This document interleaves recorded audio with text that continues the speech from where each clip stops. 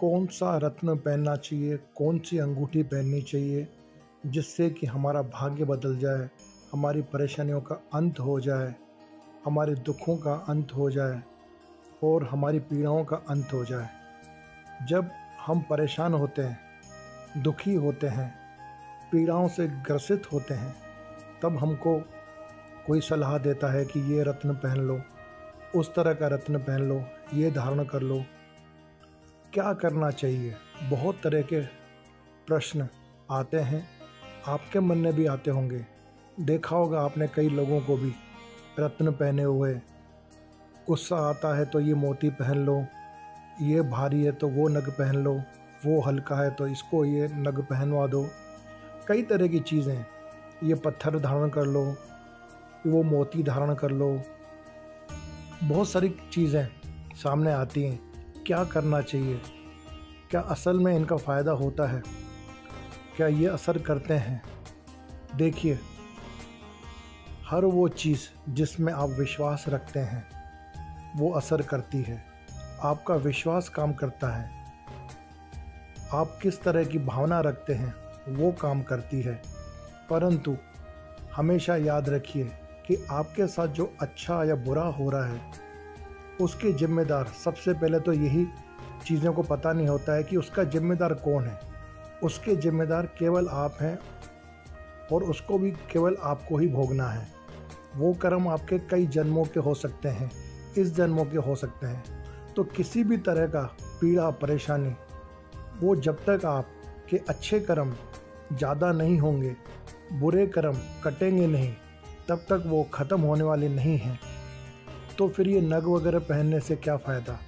देखिए, क्या होता है कि जब आप परेशानी में होते हैं तो आप सोचते हैं कि कोई न कोई उपाय करके उस परेशानी से मुझे निकलना होगा, निकलना चाहिए, छुटकारा मिलना चाहिए।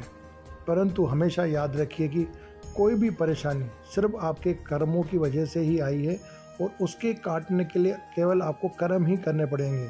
हाँ, थोड़ा बहुत सहारा होता है, ऐसा नहीं है कि नगों से फ़र्क नहीं पड़ता है। परंतु एक माचिस की तीली जलाने से ऊर्जा होती है, 100 माचिस की तीली जलाने से ऊर्जा होती है, मशाल जलाने से ऊर्जा होती है, बड़ी आग जलाने से ऊर्जा होती है।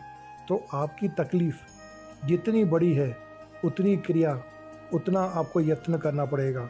नग आपको थोड़ा बहुत सहयोग कर सकते हैं, परंतु आप सोचिए कि मैं बहुत बड़ा कोई गुनाह कर बैठा और मुझे रत्न पहनने से छुटकारा मिल जाएगा, तो ये गलत है।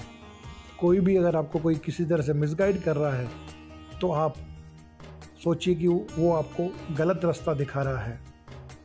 आपके जो भी गलत कर्म हैं वो तभी सही होंगे जब आप अच्छे कर्म करोगे, लोगों का भला करोगे, प्रकृति के कार्य में सहयोगी होगे और अपने आप में बदलाव लाओगे।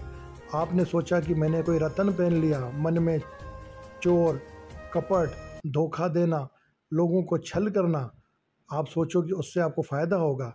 अभी आपके साथ आप कई बार देखोगे कि लोग कोई गलत काम कर रहे होते हैं, परंतु वो फिर भी आपको दिख रहा होगा कि बहुत मज़े में, बहुत पैसे वाले में। असल में वो जो उनके पिछले कर्म हैं वो काट रहे हैं। आपने कोई ऐसा घर खरीद लिया जिसमें बहुत सारे पेड़ लगे हुए हैं, उसमें आम लगे हुए हैं, अनार लगे हुए हैं, तरह तरह के फल लगे हैं, तो आप उसका आनंद ले रहे हैं। परंतु अगर आपने उन पेड़ों का ध्यान नहीं रखा, उन्हें काट दिया, दूसरे पेड़ पौधे नहीं लगाए, तो आप सोचो कि वो हमेशा आपको फल देते रहेंगे। ऐसा नहीं होगा। तो पिछले जन्मों के जो कर्म किए हुए हैं, कई लोग वो काट रहे होते हैं और जो अभी वो गलत कर्म कर रहे हैं उनको भी उन्हीं को भोगना होता है। एक समय आएगा जब उनकी ऐसी दुर्गति होगी या हो रही होती है, आपने देखा होगा कि वो सहन नहीं कर पाते हैं। तो आप भी अपने जीवन में ये निश्चय कर लीजिए, ये बिठा दीजिए कि आपके द्वारा किए हुए कर्म ही आपका पहले जो हो चुका है, अभी जो हो रहा है वर्तमान में और आने वाला भविष्य, उसी पे निर्भर करता है। लोगों की मदद करिए, भला करिए, आपका अच्छा होगा। ओम तत्सत। जय श्रीमद् भगवद गीता। जय श्री कृष्ण।